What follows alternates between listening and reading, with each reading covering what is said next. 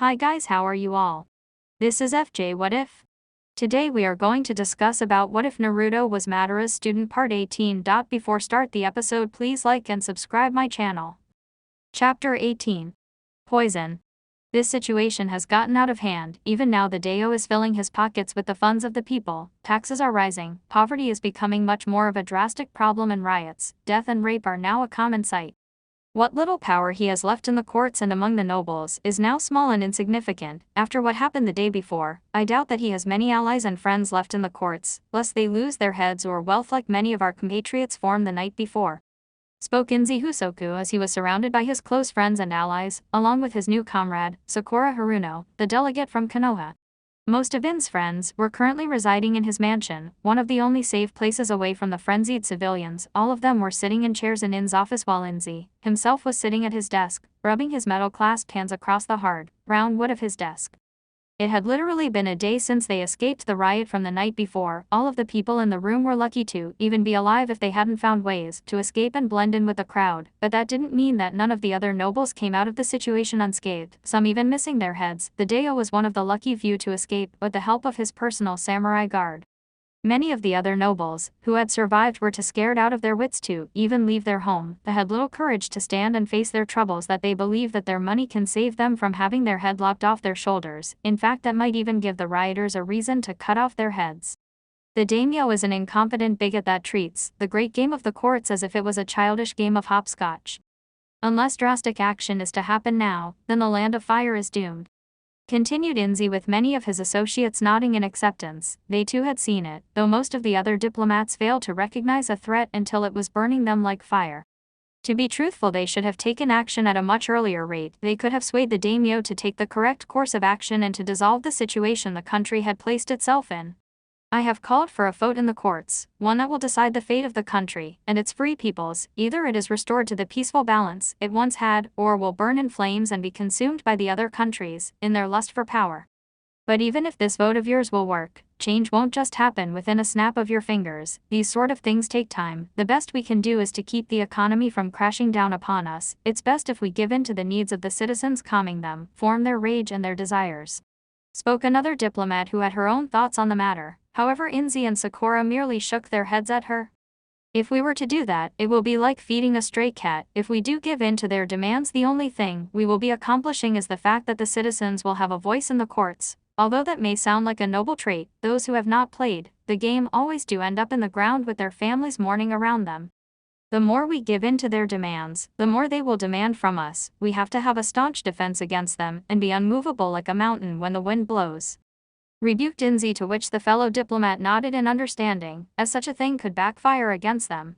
What I suggest is for a new, strong leader to keep the bureaucrats and the citizens in check, a leader with a guiding hand and with the right intentions. This leader would have to be someone who is loved by the courts and the civilians, one who is popular and knowledgeable in the affairs of the world. It almost sounds like you're suggesting yourself, Inzi, old friend, said another noble who was sipping away at some wine that In's new servant had delivered to them.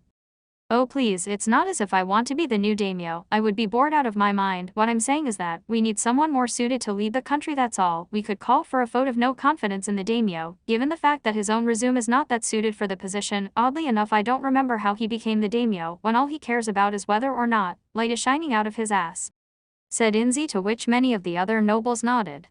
While Sakura had a look of nervousness on her face, almost as if she didn't agree with what Inzi was saying.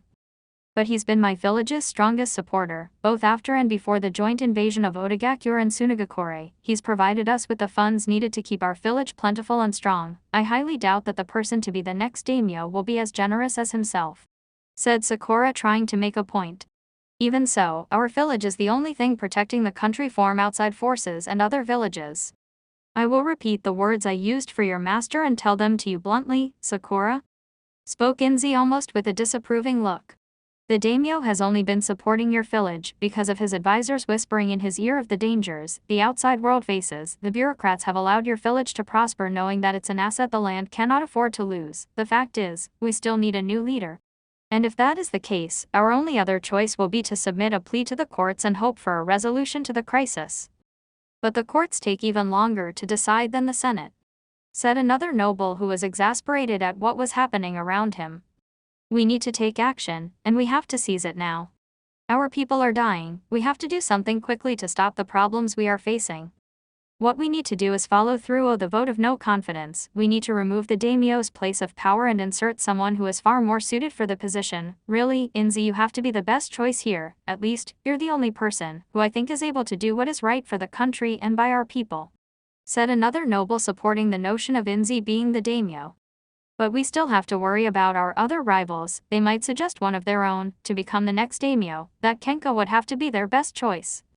And he's just as bad as our current daimyo. We need a strong conviction and the right morals, but we may have to resort to some underhanded tactics, and if we are caught, then all the work we have done into helping the land of fire will be for naught. No one listens to liars and cheaters. Subtlety is key here. Fortunately, I know some people that might be able to help us," responded another noble, voicing her ideas. "The trade guild won't be so willing to help us. They're like mercenaries, they work for the highest bidder. So long as money is in their pockets, they will do whatever anyone has to say, and I'm sure they will throw their lot in with our rivals, should the price be right. No, we have to use the cleanest methods to bring about the results we want," said another noble. "Perhaps bribery and blackmail could help us if our rivals resort to using those tactics. We have to be ready to meet them full force with the same tactics. We have to strike while the iron is hot. Perhaps I have some contacts that might be willing to get their hands dirty. They have never been afraid of such a thing before, and they have always given us satisfactory results in the past. It's at least worth checking into should we find ourselves in a situation we can't claw out of. The only thing wrong with that plan is that, if the civilians find out about our deviations, they would surely throw their lot in with the side they think is right. People have always been so fickle-minded about the day-to-day machinations that they don't recognize when they're being manipulated. Our rival could use this, and will gain more power for themselves in the process. We have to be just and truthful, not resorting to any form of corruption or conspiracy. If we are to save our country, we will take the right course of action possible, the one that represents order in the time of chaos. Our ideals is what the people will resonate most with. If they wish to strive for good, they will favor the side that upholds the values of good. It's as simple as that. Otherwise, we will lose our support and end up missing our heads from our shoulders. We have to be realistic. We are going to have to accept that sometimes the best options aren't always the right ones, and that we have to get our hands dirty in order to keep balance and peace within our country and to not allow chaos or anarchy to reign," spoke Inzi. "We have to move quickly and be precise, but we must also do so in an honorable and fair way, so not to sully our own morals and ideals. This is a country worth fighting and defending for, and I will not allow anyone to harm the things I love. This meeting is adjourned," said Inzi as he waved his hand, and the noble and diplomats left the room with only Sakura staying behind. "This issue must be put to rest, Sakura. I will need your full unanimous support in this troubled time," spoke Inzi, to which Sakura nodded. She, like the other delegates, quickly took her leave, not knowing that Inzi was far more cunning than a snake. There is always a source of conflict, always a source, and the source was none other than the man in the white kimono, and the metal clasped onto his hands. Although he wasn't the true source, you could say he was the oil being poured onto the fire. His Kakuren soldiers have been useful, levying the taxes and inciting the public with open rebellion against the monarchy. The daimyo's position of power had been reduced to nothing more than a figurehead, and when Inzi would become the daimyo, he would rectify that with extreme swiftness. If you were unprepared to work for your goals, then you would only get to where you would be at the moment, the same place. Inzi would work towards that goal, and soon their real plan would come to fruition. He just needed the right moment to strike, to take that which he worked so hard to get. Only then will the position have some use for him. Their true plan was just about to begin. It was time that the curtains closed and opened up, revealing the true plan. The true reason as to why everything was spiraling into place. Upon a castle, situated on a cliff overlooking a raging lake and bitter winds, was the infamous prison of Huzukijo, Demon Lantern Castle, the place where degenerates and criminals of all kind and all around the shinobi world were held prisoner, with their own bodies acting as their cells. Huzukijo was famous for never allowing any shinobi to escape, a reputation they would rather keep intact. However, the criminals were unaware of the hidden forces at work within the castle. Both the warden and a certain prisoner were already plotting their schemes within their minds. Hidden in a room, barred from social contact of any kind, hardly seeing the light of day, within his small cell was Ryuyoke's, or otherwise known as Naruto Uzumaki, who was sitting cross-legged on the ground, his hands clapped together, his form unmoving and staunch and his eyes closed. He had been practicing a new technique for the entire night, all through the cold hours of dusk till dawn. A technique that could mean his freedom, but was he seeking freedom? Or merely plotting another of his plans, or setting up the pieces of oncoming events? It would raise suspicion to see an S-rank criminal being detained within a cell at maximum security prison. The truth was, he wanted to get captured from start to enact his plans within the prison to retrieve something that was supposedly valuable in the eyes of his leader. While he didn't care for the object itself, it was valuable enough to catch Nagato's attention. Honestly, Naruto didn't know what to think of this valuable object, but it furthered his true plans. Then he would use the object to the best of his ability to ensure that his schemes remain on their correct course. His thoughts would travel all around. One moment he would be thinking about how to escape. The second thought would be about his current objectives and what he would do, and the third one baffled him the most. His thoughts would almost always travel to his blue-haired partner. He knew that it was almost time until she started feeling its effects, the effects of the gift he gave her. He knew that if she was strong, she would live to see the morning rays of day break, peeking over the horizon. That is, if she lived. Ceased, said a voice, making Naruto snap his eyes open at the sound, revealing his blue orbs. Ceased. He heard it again, and raised his head to look out the window of his cell, where very little light was penetrating through the small space. Ceased, you there? Where else would I be? Jested Naruto with a blank face, making the voice almost sigh at him. Honestly, he had better things to do than entertain a face through his window. He was plotting his escape right at this moment, and anything could break his concentration and cause the technique he was working on to fail. And who would this be? Me, you know, I'm a nobody, just a nobody. Listen, to break the seal on your chest, you have to defeat Mui. It's the only way. Continued the voice. Naruto meanwhile didn't even raise an eyebrow at the voice. He already knew how to break the seal. The tricky part was actually breaking the seal, but still. How can I trust the legitimacy of your words? You don't. However, Naruto could feel that presence disappearing, gone with the wind. The only sounds he could hear now were the crashing of the waves against the cliffs, and the sound of birds. With that said, Naruto closed his eyes again, and focused on his technique once more. There were other ways of escaping the castle, or at least, exerting some control within the castle. Later, in the yards of the prison where the degenerates and criminals wasted their time with their pitiful existence, playing cards games, rolling dice and writing death threats to the other, was Mui strutting around like he owned the place. Technically he did, but that didn't matter. The warden was executing one of his daily walks amongst the prisoners, using his presence to intimidate and threaten them. Some of the prisoners would conjure up theories as to why he did this, perhaps out of fun or spite. Maybe he liked the smell of the ocean and the clouds in the sky. Others believed that he was going on some kind of spirit walk, a ritual to find one's place in the world. That was the least accepted theory. Perhaps Mui was merely reminding the criminals of their positions and enforcing his own. He was free to walk about and stretch his legs, unlike the people in the prison who were chained like rabid animals. This was widely accepted to be the most logical answer, reminding all of them on what they really were. Hold it, said a voice, where Mui stopped in his stride and turned around to see a head of blonde hair, waving in the wind as cold blue eyes pierced his skull and a black coat's tails danced in the wind. Naruto Uzumaki. It didn't take long for Mui to realize that Naruto's time in the isolation was over. Even an idiot could figure that out. But what was surprising was the near-open act of defiance. Many in the prison were too intimidated by Mui's presence to even look him in the eye, then to talk to him. So, you're out. Have you come to tell me that you enjoyed your time in solitary confinement? Please regale me on your thoughts, spoke Mui with a near-passive face, staring at Naruto, who stared right back without a shred of fear. Tell me everything you know about Takurufu, said Naruto as his eyes narrowed a little, and immediately the cursed seal on his left arm appeared, and began pulsing, trying to suppress something that was lost. Takurufu was once a kind, gentle and eager young boy, but yet there was something savage, something contained within him. Takurufu, if he ever submitted to that bloodlust, became his own worst enemy. Even if all he did was for his village, he would always remain as that kind child. I refuse to say any more, spoke Mui. But what does this have to do with me? You're merely a piece of the puzzle I must complete to unravel the mysteries which plague me, spoke Naruto, with each word Mui taking another step towards him. Among the crowd, all the prisoners were confused at what was happening. They couldn't make heads or tails of what they were talking about. Among them was a prisoner with a striped green bandana and enchanting eyes that was watching the whole spectacle with unblinking eyes. I would reconsider trying to complete the puzzle, as you say. There are things that we do in our lives that we would rather forget. Besides, if you scratch at that wall too much, you may find it crashing down on you. And in your present condition, it would not be wise to keep scratching at that wall, continued Mui, his eyes narrowing even more at the blonde. Even if my mind is crushed by this falling wall, if I can get back up, then it won't be a problem, said the blonde. Tell me, what is your village to you? Questioned Mui, which made Naruto raise an eyebrow. Have you ever killed someone you had no grudge against in order to protect your village? So you say that I'm of little use to any village so long as I kill the ones they declare their enemies or the ones they condemn as a menace to their peace? Answered Naruto, to which Moy nodded his head. I've never heard of anything so stupid before. Eventually you will understand that you don't matter to anyone.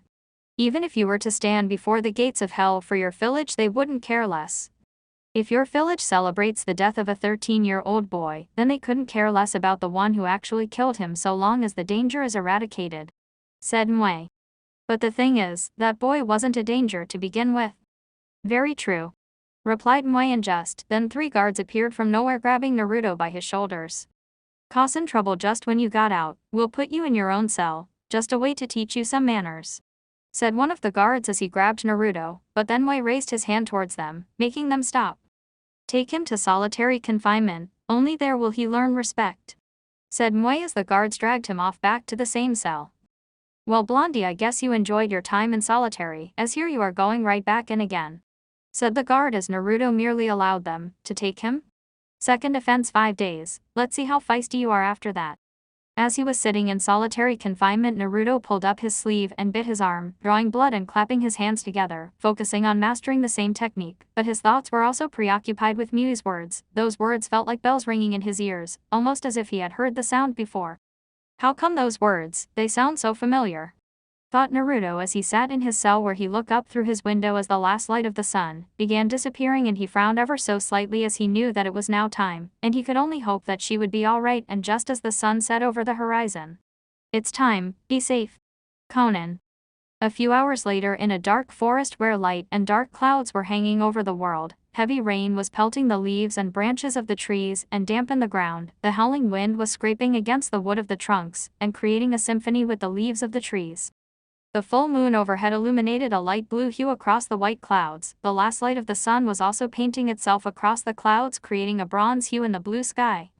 The birds were currently fleeing from the trees in fear of their lives, as they could hear the pained whimpering of what was almost akin to a wounded animal. Lying on the ground upon her side, arms brought up to her naked chest as if cradling her form, her bare body being pounded by the rain's punishment, was the Akatsuki member Conan. With a pained expression on her face as she was grinding her teeth, and tears were forming at the corner of her eyes. At the moment she was experiencing pain that she had never felt before. All along her body were black, smoldering cracks that not even the drops of rain were dampening. The sight would have made anybody recoil in discomfort. At the moment, at the afflicted moaning of the woman, the pain, it felt like fire beneath her skin, yet she wasn't burned. Her skin glistened from the light of the moon and the droplets of rain, except the things marking her were the black cracks around her body. She tried to suppress the oncoming screams of agony, her naked body quivering under the pain. Her clothes were lying around her. For a time just any article upon her burned like her skin, and she felt confined, like a prisoner in a cell. She attempted to look up at the sky, where the rain battered itself against her face, but soon her face scrunched up in agony once again as another wave of pain flooded through her body. She curled her toes, brought her legs up to her chest, and her arms rubbed her shoulders, trying to dull the pain. The cracks along her body began spreading around her body more as the pain increased. And the question would have been on anybody's unknowing mind was, how could this have happened to her? Before long, she then felt a presence from behind her. A swirling distortion that rippled in the air before a body sprouted forth. The man was wearing a white mask with a purple tint and covered the entire upper half of his head. The mask's design resembled a combination of the Sharingan and Rinnegan, consisting of a ripple pattern with 3 tomo in the center, 2 of which act as the mask's eye holes. He wore a pair of black pants and gloves with a white shirt underneath. Over this he wore a purple, high-collared, long-sleeved mantle that splits down the lower half and had the Uchiha clan symbol on the back. Around his waist he wore a simple, light purple obi and a belt with a large gunbai strapped to his back. Well, what have we here? Said Obito as he walked forward towards Conan, with a smirk underneath his mask, her back facing towards him. He could see all the black, smoldering cracks along her body, and knew whose handiwork it belonged to. With the way things seemed, Conan might not live to see the next morning rays of the sun. A wounded flower dying under the moon. Really, Conan, I have never seen you in such a state before. It's truly heart-wrenching, exaggerated Obito as he didn't mean what he said. In response, Conan only curled her body some more, probably to protect herself from his words. I knew you would come, hissed Conan as she could barely breath out those words, as it took great effort for her to do anything other than to coil in agony. Ah yes, in fact I believe I came to check on your progress. You know, tasks and chores, they are tedious things after all, but you know how it is, we just have to go ahead and do it so to get it over with. But the thing is, how can we expect it to pull our own weight when it's our own underlings who are incapable of such things themselves? It's really a mind-boggling thing. Spoke Obito as he stood before the naked Conan, but unable to see any of her features. Now then, will you kill Naruto Uzumaki or won't you kill Naruto Uzumaki? Simple answer, yes or no. Go. To hell. Said Conan looking over her shoulder, locking her amber eyes with his Sharingan ones. Please my dear, I'm already there. Rebuked Obito. But still. It's a simple thing, jab a kunai into his neck, not that hard, but the baffling thing about it is why not? You have much to gain from his death, with him out of the way, you can finally realize Yahako's dreams and bring them into reality. I truly cannot comprehend the fickle nature of the human heart. No.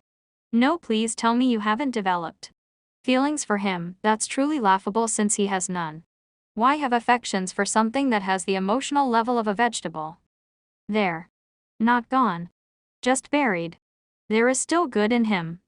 It's trapped in a dark hollow. Whether he created that hollow doesn't matter. He's not afraid of love. He's afraid of being loved.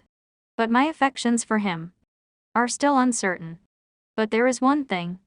I will protect him from you, said Conan as she shrieked a little more in pain. Admirable. But what if you fail? His mind is fragile after all. The moment he comes to know love, he will run the risk of carrying even more hatred for the world around him, maybe even hatred for you. He's already lost someone he loved, someone he cherished more than anything. That love transformed into hatred for the ones that took her away from him. He held hatred for anyone even associated with her. He despised everything around him, or even reminded him of her, and he became more of a danger than an asset. He was more like a volatile animal, calm and kind, to savage and cruel. Can you shoulder the hatred he holds for his home, the people that wronged him, the ones that denied him everything? Your words are meaningless unless you take action. The only mercy anyone can give to sick animal is death. Will you give that to him? No, said Conan, showcasing her resolve and will to Obito, who merely sneered behind his mask before disappearing in a swirling distortion, possibly leaving Conan to die in the forest. Elsewhere outside of Konoha, where the dark clouds hovering above the blackened village, two figures were hiding behind bushes. One was staring out at the gates of the strongest village, while the other was staring blankly, not looking at anything in particular. You live in a nice neighborhood. You know, I felt someone get mugged right outside your house. It was fascinating, said the girl. The person was a girl, wearing a full body with dark gray square-like patterns along her arms and chest. Silver leather armor covered her torso down to the legs and back, held together by bands on the person's sides and a ring band connecting it to the neck. The person was wearing long figure-fitting boots with white lines that ran up to the waist, which stuck snugly to their body, held together by two bands around the girl's waist, black gloves that extended from the fingers to her forearms with white lines, and a hood pinned to silver armor which was currently pulled down, showcasing to the world her light lavender hair. She also had pale skin with milky white irises and pupils with a star-shaped hair clip. Someone has jumped outside my house and you find that fascinating? Well, there are less fascinating things, like dirt, said the other, who was ducking his head into the bushes, trying not to be seen by the guards at the gate.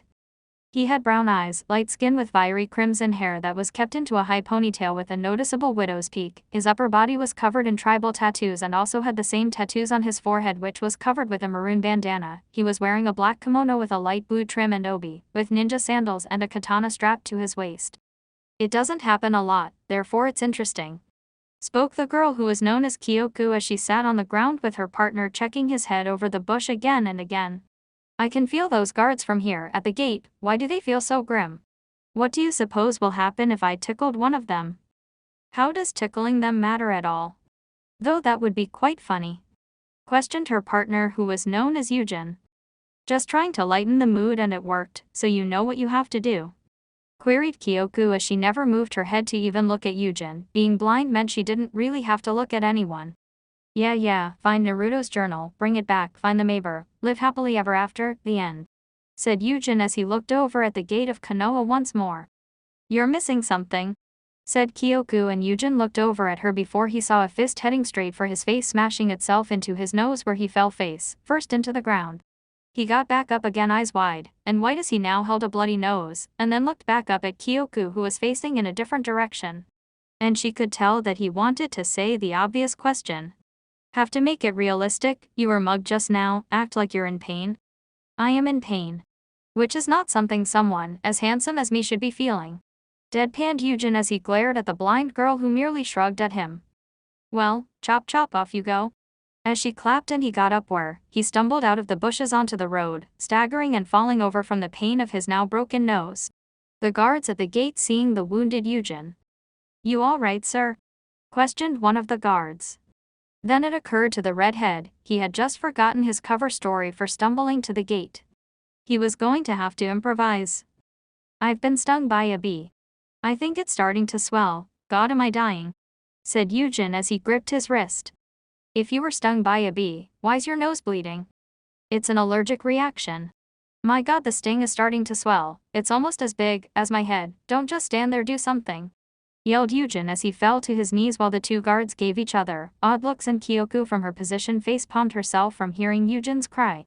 Just tell my wife, my children. I died at Konoha. Ah, shut up, we get enough drama as it is. Just go into the village. Said one of the guards as Eugen walked into the village with a smug smirk and flashing Kyoko a thumbs up despite the fact that she was blind. The reason she couldn't join was because of the sensory barrier around the village. It memorized anyone's chakra who walked through the barrier, and they updated the barrier regularly, so they were probably already aware of Kyoko's chakra signature and would take action against her if she was to set foot in the village.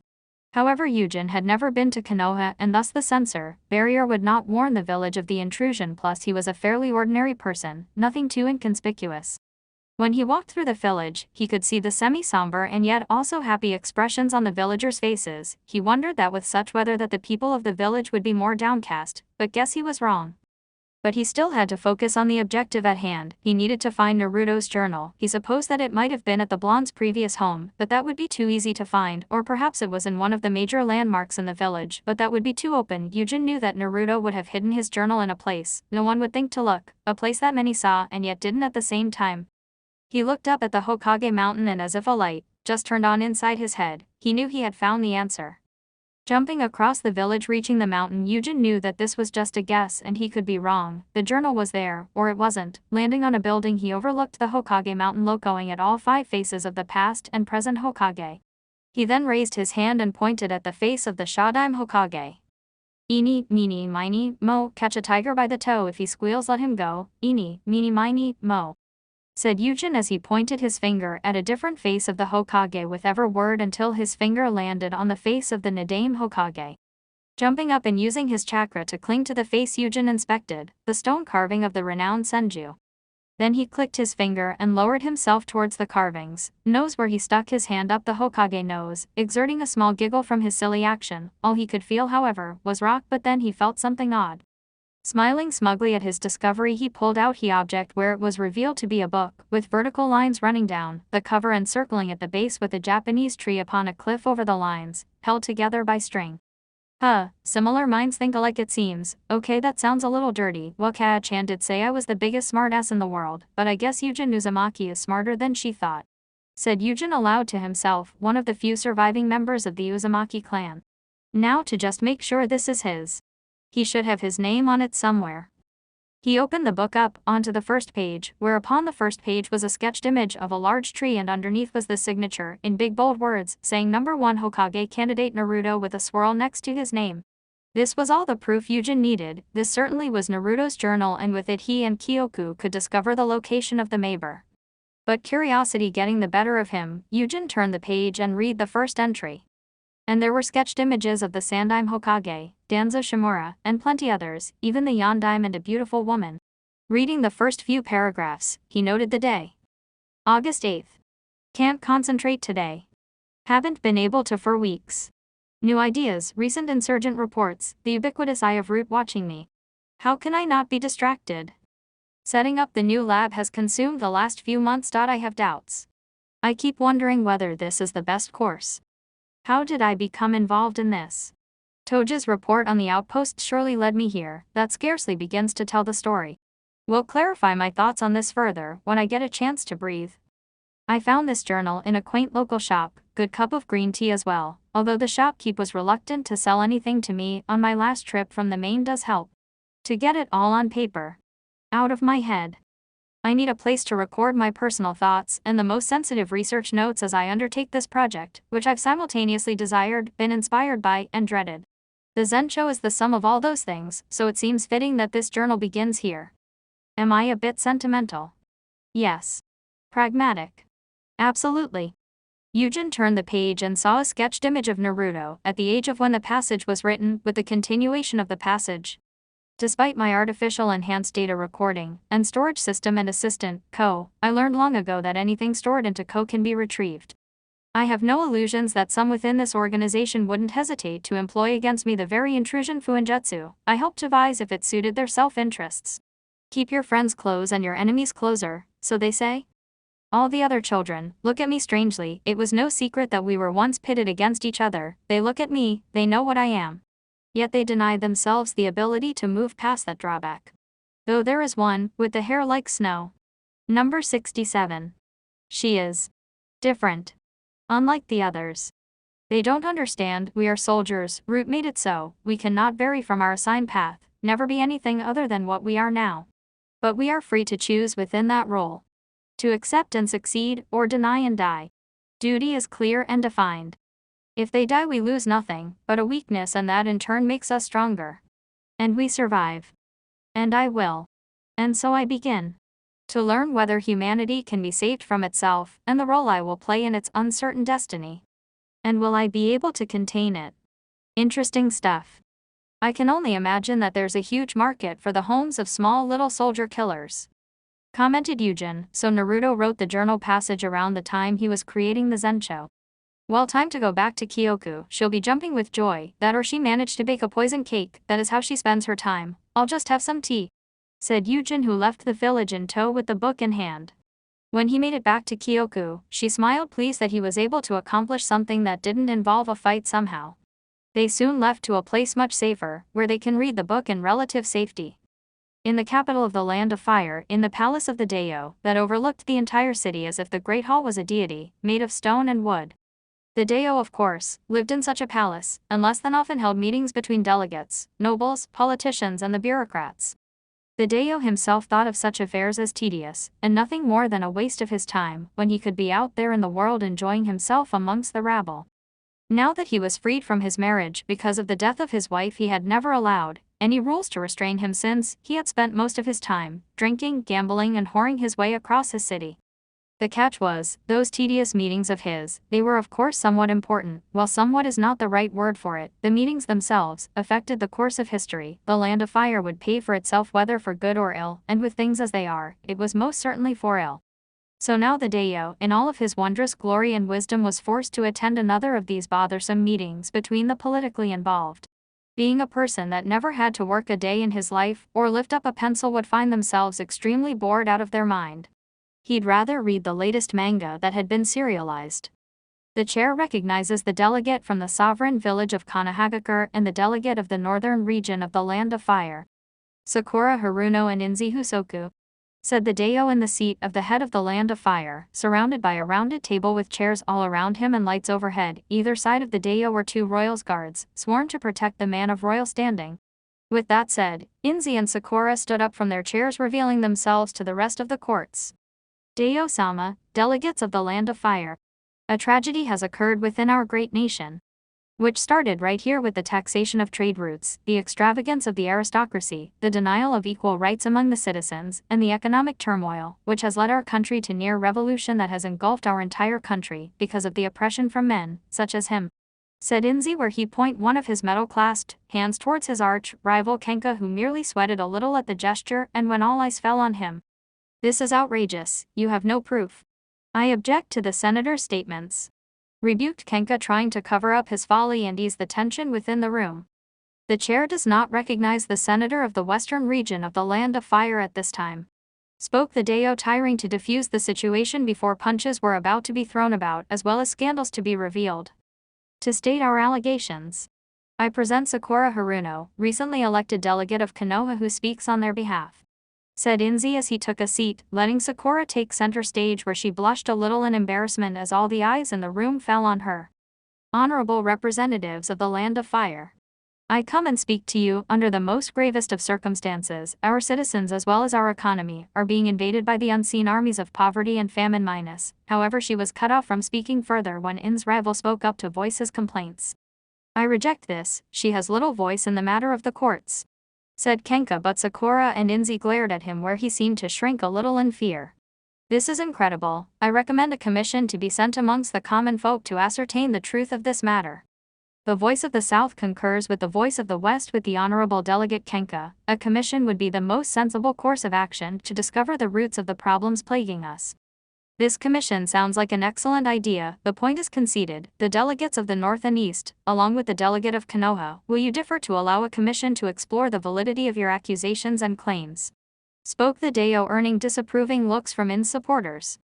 This is where the daimyo's strength fades and will disappear into the forgotten ravages of history, whispered Inzi to Sakura, who merely had a dejected look on her face. I will not differ. I have come before you to resolve the crisis on our sovereignty now. I was not elected to watch our people suffer, starve and die while you discuss the problems at hand in a committee. I was not elected to just sit by and be someone's puppet while others, pulling strings, abuse their positions in order to further their own ambitions and self-interests. I was not elected to watch everything we hold dear and cherish crumble and shatter around us as if it's a house of cards or a tower of glass. If this body is not capable of action, I suggest that new leadership is needed, said Sakura, earning inquisitive gazes from most of the people in the room. Some gazes were also of respect for the strong spirit she displayed. I move for a vote of no confidence in our daimyo's leadership. And for a few seconds there was nothing but silence and shocked expressions at what just happened at the moment, and for the first time in his reign, the daimyo actually lifted his head. It wasn't long before multiple members were practically screaming out to vote now. At least 2/3 of the court were shouting for the daimyo's removal and the instigation of a new ruler, a new royal family. The daimyo merely lowered his head in defeat as everyone around him were turning against the leader they had sworn to serve, and it wasn't long before hysteria had settled in and papers and shoes were flying all over the place. Now they will elect a new daimyo. A strong daimyo, one who will not allow this tragedy to continue, said Inzi to Sakura, who merely sat back in her seat with a look of uncertainty on her face at what she had just done. It had been 5 days since Naruto was placed in solitary confinement, sitting in the same position he had first entered, cross-legged and his hands together forming something in between. His eyes were closed, steeped in concentration, and his form was unmoving like a mountain, solid and still. The blonde then heard the door to his cell opening, where one of the guards appeared, saying that his days in solitary were over. With that said, the guard ushered Naruto out of the cell with no complaint, as Naruto did as he was told and respectively left the cell to join his other inmates. Later it was around the time for lunch, as Naruto strolled into the eating area for the prisoners who were busy munching on the mediocre food available. The blonde's blue eyes scanned across the room, landing on each prisoner. Some were large, too large to be considered human, others were really skinny, probably because of lack of exercise, while others strangely enough appeared to be having a good time, almost as if they wanted to be placed in the prison. Naruto could also spot Kasami talking with the other criminals and gaining a kinship Naruto didn't think was possible. But he had better things to do, and so he continued walking into the lunch area. However, with each step he took, the room became quieter and quieter, and more eyes landed on his form. However, he didn't pay them any heed as they kept on walking, not caring for the eyes landing on his form. One prisoner was currently slurping on ramen noodles, and Naruto noted that they served ramen, something to which he was slightly grateful for. However, he didn't mind the cutting tension that was laced in the air and being exhaled through each breath. All those eyes staring at him. The blonde then approached the chef, who handed him a bowl of ramen noodles and sat in a lonely corner of the room, away from all the other inmates, as he began gorging himself slowly on the noodles. He soon saw something enter his vision, where he noticed a shinobi of Kumo origin sitting in front of him smiling. Naruto recognized the chakra of the man as the one that kidnapped his clone. Other than that, Naruto couldn't care less. "Hey," said Moroi, trying to start up a conversation between them. "Go away, you're not my type," said Naruto with little interest at all, as he continued slurping on his noodles in peace, which was apparently shattered because of the criminal in front of him.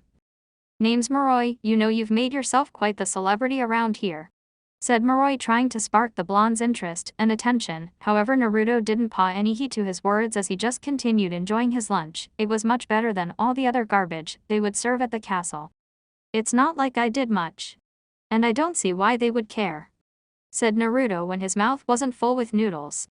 You tried to escape the first chance, you got on you first day no less, got thrown in solitary twice and even stood up to Mui, you got guts. Everything you've done have given the people here a boost in morale and hope, some even an ego boost. Continued Moroi, informing Naruto on what exactly his presence has done to the inmates. Even though you couldn't mold your chakra, that didn't stop you from trying anyway. Even if you fought the big man way, you had no chance, but rather you fought with words, and not your fists, and words can be strong stuff. Not a lot of guys would do that. I didn't do it for them, I was just being selfish, said Naruto, trying to understand the human mind and the mind-boggling behavior of prisoners. Hey, seriously man, Mui's jutsu has made us forget that we're shinobi. Just look around you, these guys are sheep. Nothing ever stirs things up around here, just so peaceful. Just as Moroi was about to say something else, a hand slammed itself next to Naruto, which toppled his half-eaten bowl of ramen, spilling it on the floor. Heard you're some kind of big shot, huh? S-rank shinobi with no equal, like to put that to the test, said the prisoner, where Naruto looked up to see a man with a mohawk. Nothing special about him other than that. Well, you must have the intelligence to form a sentence and know who exactly you're talking to, that or someone put you up to it, said Naruto as he stared at the table, but the man merely grabbed Naruto's shoulder in a threatening way, his body language and action explaining the situation all too well. You have a smart mouth, I bet that mouth of yours can serve other uses, said the man with a sick grin on his face. Take your hand off me, or you might just lose it, warned Naruto, but the man was not intimidated and merely smiled as his grip tightened on Naruto's shoulder. But then in a swift movement, he was hurled over Naruto's shoulder and slammed upon the table, where he grunted in pain. Naruto, grabbing his arm with both hands, swiftly broke the arm that was holding onto his shoulder, snapping it at the elbow, making the make scream in pain where tears could be seen at the corners of his eyes. He was then elbowed in the face and thrown off the table, his entire face bleeding and his arm bending in an unnatural way. Naruto followed up his punishment by lifting him up off the floor where he was now standing. Naruto then punched him in the gut, nearly making the man throw up his breakfast. He then punched him in the face, right on his cheek, making blood and teeth fly through the air and probably breaking some bone. The prisoner then fell back onto the floor, where Naruto walked up and slammed right foot on his chest, breaking every rib and probably rupturing a lung. The prisoner expectedly fainted, or died from his wounds, whichever one it was. That guy's a monster, said one of the prisoners who watched what happened and was horrified at what he saw, and the level of brutality. He could probably hear the bones break also. Now leave it, the guy that's bleeding right now deserved it. Burned and raped an entire village just for the fun of it, said Moroi as he wasn't shocked at what happened. He heard everything he needed to know about Ryukaze and the level of savagery he displayed in combat. Trust me on this, Ryukaze is worth a lot more than that scum any day. Another prisoner, wearing predominantly green with a white hair, was also watching and listening, and it was fair to say she had seen things just as grisly before. About that time the guards began rounding up the prisoners. Also, they had discovered the man that Naruto practically mauled had died of his wounds, but no one seemed to bat an eyelash or care in the least. He always said he would get out of Fuzukijo. Guess he got his wish, as the guards were now carrying a body bag. As one of the guards was rounding a corner, he felt a slight tap against his neck, where he was knocked out by Naruto, who stripped him of his uniform, and with that said, he dressed up in the uniform and casually walked out of the castle, heading for the cliffs.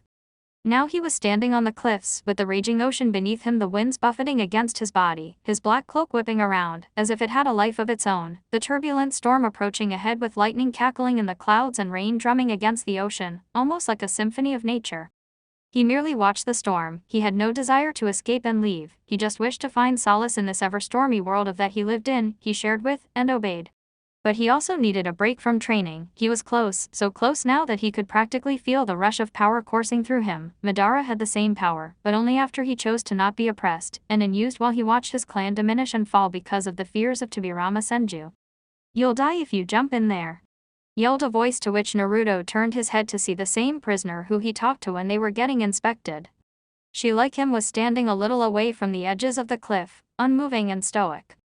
I didn't come here to escape imprisonment, I came here to escape from everything, replied Naruto as he looked out across the waters of the lake and the loud storm coming closer and closer. However, the woman merely raised an eyebrow at him. She didn't expect that answer at all from the likes of him. She suspected that he was someone that enjoyed their freedom to not be bogged down by anything the world or its people had to offer. You came to escape the savagery of this world, stated the woman, to which Naruto merely stared at her, to which confirmed the question. We better find shelter, the storm will be here soon. At a small cave, where a large campfire was lit, both Naruto and the woman were sheltered from the downpour of the natural phenomenon. Naruto merely stared into the flames, watched their flickering, dancing forms light up the darkness. Sometimes he wondered if flames and fire were the most beautiful thing in the world, while they left destruction in its wake, burning anything they touch, the land and everything else would be renewed and creation would follow in its wake. Before creation there must be destruction. And he couldn't agree more. You've settled in quite nicely at the prison, the people respect and fear you, Moy himself has taken a keen interest in you. But you were also lucky, erosion has worn away at those cliffs for years, it's only a matter of time before they came crushing down. You might have fallen into the water and you might not have been able to save yourself, perhaps I couldn't save you if you were swept out far enough. Spoke the woman as she dumped wood onto the fire, became the flames roar evermore. Do you remember what I told you in the holding cells? Yeah, I know what you meant, then and now. I've been careful, though I can't say the same for the other prisoners, said Naruto as he removed his black cloak, allowing his chiseled chest to be seen and allowing the warmth of the fire to fill away at the dark corners of his body. The woman also noted the lightning-like scar on his left pectoral, but didn't prod any further on the matter. You're smart, you think before you act, and act after you think. You get in trouble on purpose, to be locked away where no one can get to you, where you're safe. And you do it for another reason, though that reason I cannot comprehend. You are a true shinobi, no wonder most people respect you. Said the woman with a little awe in her voice, but other than that she showed respect and credit where it was due. And you are an Anbu-level shinobi, your skills and behavior help you stand out, you're quiet, keep to yourself, you don't socialize. To you, the mission is everything, yet you have your own morals, but when push comes to shove you'll do what is right, even though you know it's wrong. You're from Kusagakure, born and raised, something happened in your life, a tragedy, that's why you're so disconnected, you were hurt and by forming bonds you're afraid of hurting others? Spoke Naruto, to which the woman nodded as most of it was true, and there was no point in lying, he could tell when people were lying. My name is Ryuzutsu, and it's true, I belong to the Kusagakure Anbu, we've done our research on you as you have on me. Ryuyoke's, although there's not much to learn about you. No personal history, no family connections, no career history, no medical history, suspected to originate from Konoha or Kumo, Ryuyoke's, possibly a name you chose for yourself to hide from others, Akatsuki agent, highly skilled, possible Uchiha clan origins, other than that, you're a ghost. Spoke the woman now known as Ryuzutsu. And Naruto was surprised that she was able to guess, as much as she did. Of course, she was wrong on several accounts, but that didn't matter to her, or to him. I infiltrated Huzukijo because we received intel from our contacts that you were to be imprisoned in the castle, along with Kasami Hoshigaki. Well informed, I like that quality, you know what you get yourself into before you step in shit. Said Naruto, to which Ryuzutsu nodded at him. But still, why do you seek my aid? I can tell that this isn't a courtesy call. You want my help against Moy. Correct, Moy is a jonin of Kusagakure, he descends from a clan, a long line of gatekeepers, guardians. Who do just that, guard the gate. And of course beyond the gate is the reason why you're here, the Gokuraku no Hako, box of ultimate bliss, and according to legends, it's supposed to grant the wish of anyone who can open it.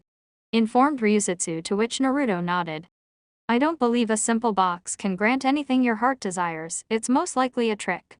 Spoke Naruto as his gaze fell on the fire. No one really knows if it's true or not. But the legend says that during the era of the Sage of the Six Paths, a group of individuals came close to conquering the world with that box. Said Ryuzutsu, making Naruto raise an eyebrow at the age of the box. Something must have happened that stopped them from completely fulfilling their plans. Replied Naruto, trying to ascertain the truth. No one knows why, the story stops there. But they say that half of the world was completely destroyed and barely able to repair itself after the destruction. From amongst the survivors of the group that manipulated the box, two rival factions were born that sparked a civil war ever since. The Flower faction that seeks to use the box through war and conquest, while we and myself of the Grassfruit faction counsel peace. Moy belongs to the Flower and he has the power to use the box as a weapon. According to the information we received, it requires an enormous amount of chakra to open the box, that's why they intend to use you, because of your monstrous levels of chakra, and its strength. They had to change their plans because of your arrival and they're moving quickly. Informed Ryuzutsu, to which Naruto nodded as he had noticed peculiar movement amongst the guards and prisoners, and my mission is to prevent the Flower faction from opening the box, no matter the cost. Perhaps it will be the right decision to kill me and stop them from achieving their goals. Suggested Naruto, though he knew she wouldn't be able to kill him. If I was to kill someone to further my own goals, then I will become who I'm fighting against. snarled Ryuzutsu as she stared into the fire. "He being Mui," responded Naruto, to which Ryuzutsu nodded at him.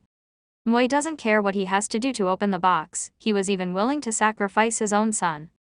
The only way to ever fulfill my mission and to have my revenge is by killing Mui. I will paint my hands in his blood," whispered Ryuzutsu darkly as she stared into the fire with unbridled rage and hatred. "Mui's jutsu must be broken if we are to ever escape.